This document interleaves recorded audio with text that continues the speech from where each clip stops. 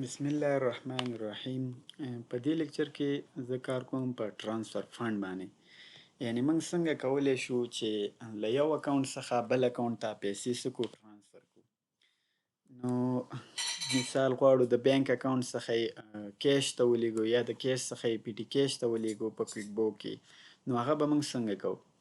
هغې دپاره په بانکینګ باندې موږ کلیک کوو. په بانکینګ کې تاسو کتی شئ ترانسفر فندز، نو په دې به کلیک کوئ.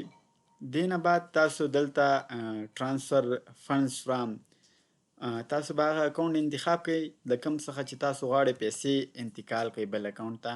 نو زه څه انتخابوم؟ کیش ان هینډ. کیش ان هینډ مو څه کو انتخاب کو.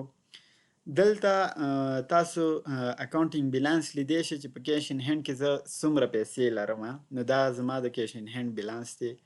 غواړم دا یو اکاونټ ته ولیږم چې مثال ډالري دی یا افغانۍ اکاونټ دی. دلته ای بي بانک اکاونټ دی فین. زه غواړم بانک اکاونټ ته دا ډیپوزیټ کړم.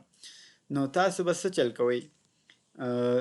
دا د دې ریکارډینګ په اکاونټینګ کې دی. نو تاسو کتی شئ چې زما بانک اکاونټ څه دی؟ ماینس دی، یعنی ډیر قرض مې ترې کړی. نو دلته به څه وکړئ؟ ترانسفر اماونټ به ولیکئ چې څومره روپۍ تاسو غواړئ ترانسفر کړئ. نو د مثال په طور زه غواړم چې 3 لکه روپۍ د کیش ان هینډ اکاونټ ته د بانک اکاونټ ته څه کړم؟ ترانسفر کړم.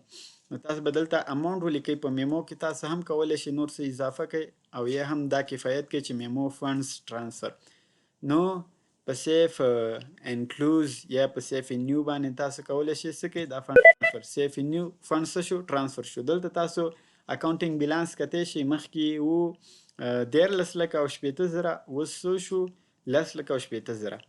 چېرته مثال د دې کیش ان هینډ دی یا بانک اکاونټ نه زه غواړم چې پیسې ترانسفر کړم. نو دلته ما دا اکاونټ انتخاب کړ چې 50,000 روپۍ دي پکې.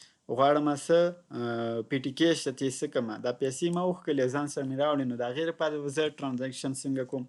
پی ټي کیش ایف ان دی. نو په دې خاطر څه کوي؟ نه راخلي چې دې دپاره باید یو اس ډي اکاونټ ولرو. نو بل یو اس ډي اکاونټ ته څه کوم؟ ترانسفر کوم. نو په دې یو اس ډي اکاونټ کې ما سره څومره دي؟ 15 زره، او په پاسني یو اس ډي اکاونټ کې ما سره 50 زره دي. نو دلته زه اماونټ لیکم، غواړم هغې څخه 10 زره ډالر څه کړم؟ د یو اس ډي اکاونټ ته ولیږم. نو دلته به تاسو اماونټ ولیکئ او په سیف نیو یا په سیف انکلوز به څه وکئ؟ کلیک وکئ. نو دلته ما سره بیلانس 40 زره ډالر پاتې شو. نو یا هم زه غواړم له کیش ان هینډ څخه پی ټي کیش ته چې روزمره موږ مصارفات کوو هغې ته څه وکړو؟ پیسې ولیږم. نو تاسو به دلته پی ټي کیش انتخاب کړئ. موږ سره پکې 0 دي. نو غواړم له دې څخه 80 زره روپۍ څه وکړم؟ پی ټي کیش ته ولیږم. نو تاسو دلته اماونټ ولیکئ او په سیف انکلوز باندې کلیک وکئ.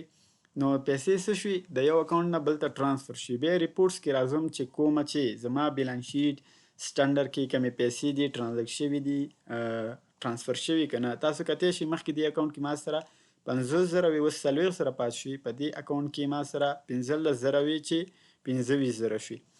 او کیش ان هینډ زما تقریبا 13 لکه 80 زره و، نو اوس 10 لکه دی. او دلته پی ټي کیش تاسو کتی شئ 80 زره څه شوي؟ پیسې پکې راغلي. نو دا و د فند ترانسفر کول د یو اکاونټ څخه بل اکاونټ ته په کویک بوک ډیسکټاپ کې.